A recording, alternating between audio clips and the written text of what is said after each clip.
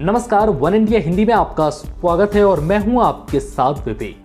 CISCE यानी council for the Indian school certificate examination ने 10वीं और 12वीं के सेमेस्टर 1 के नतीजे जारी कर दिए हैं। 10वीं 12वीं के स्टूडेंट्स CISCE की आधिकारिक वेबसाइट CISCE.org पर अपना रिजल्ट देख सकते हैं। ICSE और ISC वर्ष 2021-22 सेमेस्टर 1 परीक्षा का रिजल्ट काउंसिल के करियर पोर्टल पर, काउंसिल की वेबसाइट पर और SMS के जरिए स्टूडेंट्स को उपलब्ध कराया जा रहा है।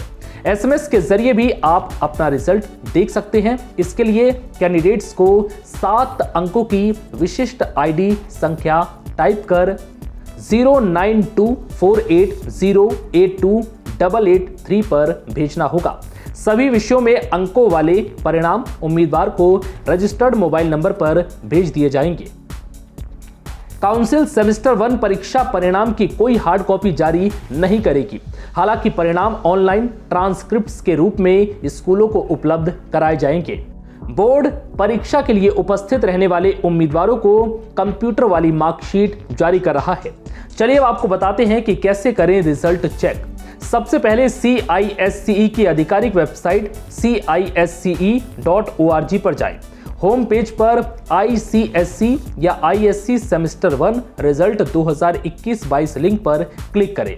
फिर 10वीं या 12वीं से संबंधित लिंक पर क्लिक करें। छात्रों को अपनी ID और कैप्चा दर्ज करना होगा। उसके बाद लॉगिन करने के बाद 10वीं और 12वीं के रिजल्ट छात्रों को स्क्रीन पर दिखने लगेंगे। आप चाहें तो रिजल्ट को डाउनलोड करके सेव भी कर सकते हैं। उत्तर प्रदेश विधानसभा चुनाव को लेकर सभी राजनीतिक दल अपने अपने प्रत्याशी चुनावी मैदान में उतार रहे हैं। इसी कड़ी में रविवार देर रात बीजेपी ने 45 उम्मीदवारों की एक और सूची जारी की है, जिसमें 5 महिला प्रत्याशियों को भी जगह दी गई है। बीजेपी की इस लिस्ट में सबसे बड़ा नाम पार्टी के उपाध्यक्ष और योगी सरकार में मंत्री स्वाति सिंह के पति दयाशंकर सिंह का है, जिन्हें बलिया नगर सीट से प्रत्याशी बनाया गया है, जबकि सीट से सुरेंद्र सिंह का टिकट काट दिया गया है। बता दें कि लखनऊ की सरोजनी नगर सीट से स्वाति सिंह और उनके पति दयाशंकर सिंह दोनों दावेदारी ठोक रहे थे, लेकिन अब बीजेपी ने दयाशंकर सिंह को बलिया से चुनावी मैदान में उतारा है, तो वहीं स्वाति सिंह का टिकट काट दिया गया है। टिकट कटने के बाद स्वाति सिंह के बीजेपी छोड़ने की चर्चा थी, लेकिन उन्होंने खुद मीडिया के सामने आकर इन खबरों को खारिज कर दिया था। स्वाति सिंह ने कहा था कि वो बीजेपी में हैं और रहेंगी। बीजेपी की प्रत्याशियों की लिस्ट की बात करें तो अमेठी से संजय सिंह और बाराबंकी से राम कुमारी मौर्य को टिकट दिया गया है, जबकि मनीष जायसवाल को पडरौना से प्रत्याशी बनाया है। पडरौना से पहले बागी विधायक स्वामी प्रसाद मौर्य विधायक थे। हाल ही में उन्होंने बीजेपी छोड़कर सपा का दामन थाम लिया था। अब इस सीट से बीजेपी ने मनीष जायसवाल को चुनावी मैदान में उतारा है, तो वहीं सपा ने भी स्वामी प्रसाद मौर्य की सीट बदल दी है। उन्हें कुशीनगर की फाजिल नगर सीट से टिकट दिया गया है। बता दें कि यूपी की 403 विधानसभा सीटों पर 7 चरणों में चुनाव होने हैं। 10 फरवरी को पहले चरण के लिए मतदान होगा, जबकि आखिरी यानी 7वें चरण के लिए 7 मार्च को वोट डाले जाएंगे। वहीं 10 मार्च को नतीजे घोषित किए जाएंगे। यूपी में विधानसभा चुनाव से पहले कांग्रेस को बड़ा झटका लगा है। लड़की हूं, लड़ सकती हूं कैंपेन के बीच तरबगंज से कांग्रेस उम्मीदवार सविता पांडे ने कांग्रेस छोड़ बीजेपी का दामन थाम लिया है। कांग्रेस ने सविता पांडे को गोंडा जिले के तरबगंज से उम्मीदवार बनाया था, लेकिन चुनाव से ऐन पहले उन्होंने कांग्रेस छोड़ दी है। इसी के साथ प्रियंका के लड़की हूं, लड़ सकती हूं कैंपेन को बड़ा झटका लगा है। उन्हें लखनऊ में बीजेपी की सदस्यता दिलाई गई। सविता पांडे को कांग्रेस ने गोंडा के तरबगंज से अपना प्रत्याशी बनाया था, लेकिन चुनाव से ऐन पहले ही उन्होंने अपने समर्थकों के साथ बीजेपी का दामन थाम लिया है।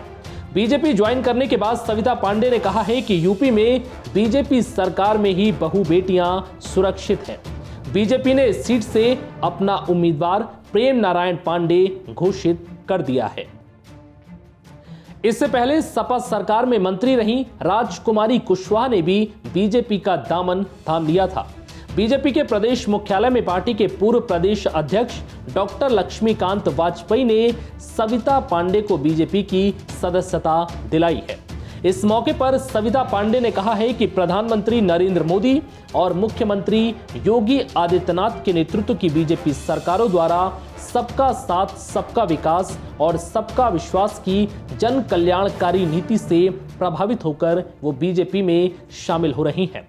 403 सदस्यीय उत्तर प्रदेश विधानसभा में 7 चरणों में 10 फरवरी, 14 फरवरी, 20 फरवरी, 23 फरवरी, 27 फरवरी, 3 मार्च और 7 मार्च को मतदान होना है। देश भर में कोरोना के केस पिछले कुछ दिनों से कम दर्ज किए जा रहे हैं। इसे देखते हुए राज्यों ने स्कूलों को फिर से खोलने का फैसला लिया है। आज से कई राज्यों में एक बार फिर से स्कूल खुल गए हैं।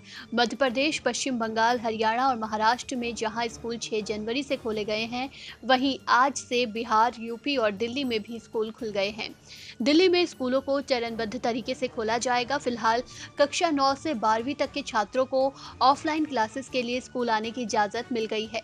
कोविड की तीसरी लहर के बाद स्कूलों को दिसंबर में बंद कर दिया गया था और करीब 1.25 महीने के बाद स्कूल फिर से खुले हैं। स्कूल फिलहाल 9वीं से 12वीं कक्षा के लिए खुले हैं। दिल्ली के उप मुख्यमंत्री और शिक्षा मंत्री मनीष सिसोदिया ने दिल्ली कैंट के एक सरकारी स्कूल का दौरा किया। इस दौरान उन्होंने छात्रों से बातचीत भी की। तैयारी हमारी पूरी है, पूरा प्रोटोकॉल बना दिए गए हैं। सभी बच्चों को अगर कोई बच्चा घर पे मास्क छूट जाता है या उसके पास मास्क नहीं है तो स्कूल से ही मास्क दिया जाएगा और हर एक स्कूल अपने अपने हिसाब से तैयारी करेगा कि उसके पास जितनी जगह है, जितना स्पेस वो अकोमोडेट कर सकते हैं, उतने बच्चों को पेरेंट की कंसेंट से बुलाएंगे। अच्छा सर, जैसे आपके बच्चों से बात हुई, पेरेंट्स से बात होती है, पेरेंट्स में कितनी झिझक है बच्चों को भेजने को लेकर? पेरेंट्स में कितनी झिझक है ये तो बच्चे ही बताएंगे। आप लोग बताइए कि जब पेरेंट्स से पूछा कि स्कूल चले जाएं तो कितने के पेरेंट्स ने कहा चले जाएं? सब? किसी के पेरेंट्स ने मना किया कि नहीं जाना है? सब, ऑलमोस्ट सब बच्चे ही कह रहे हैं। ऑल सबके पेरेंट्स के मन में यही है कि हमारे बच्चों की एजुकेशन कैसे आगे बढ़े। सर, वैक्सीनेशन का कोई रिकॉर्ड है, कितने बच्चे वैक्सीनेटेड हैं? अभी दिल्ली के गवर्नमेंट स्कूल के करीब 95% बच्चे जो इस एज ग्रुप में हैं, अलाउड एज ग्रुप में हैं, वो वैक्सीनेट हो चुके हैं और मोर देन 50% बच्चे प्राइवेट स्कूल्स में वैक्सीनेट हो चुके हैं। कोरोना वायरस की रफ्तार कम होने के बाद बच्चों के लिए स्कूल खोलने की ये ढील दी गई है। बच्चे स्कूल आकर काफी खुश हैं। स्कूल खुलने के पहले दिन काफी संख्या में छात्र पहुंचे हैं। सभी स्कूलों में बच्चों की सुरक्षा के लिए तमाम इंतजाम किए गए हैं। वहीं नर्सरी से 8वीं कक्षा के क्लास 14 फरवरी से खोलने का फैसला लिया गया है। गौरतलब है कि स्कूल तो खोल दिए गए हैं, लेकिन इस दौरान कोरोना के नियमों का सख्ती से पालन करवाया जा रहा है। छात्र छात्राओं के लिए स्कूल आने पर सैनिटाइजेशन के अलावा कक्षाओं में भी सोशल डिस्टेंसिंग के नियम का पालन अनिवार्य है। वहीं सभी स्कूल अपने इंफ्रास्ट्रक्चर के हिसाब से 60 से 70% बच्चों को स्कूल बुला सकते हैं। भारत में कोरोना वायरस की रफ्तार पर ब्रेक लग गया है। दैनिक मामलों में तेजी से गिरावट जारी है। करीब 1 महीने बाद देश में दैनिक केस का आंकड़ा 1 लाख से नीचे दर्ज किया गया है, जो एक राहत की बात कही जा सकती है, लेकिन मौत का आंकड़ा अभी भी चिंताजनक बना हुआ है।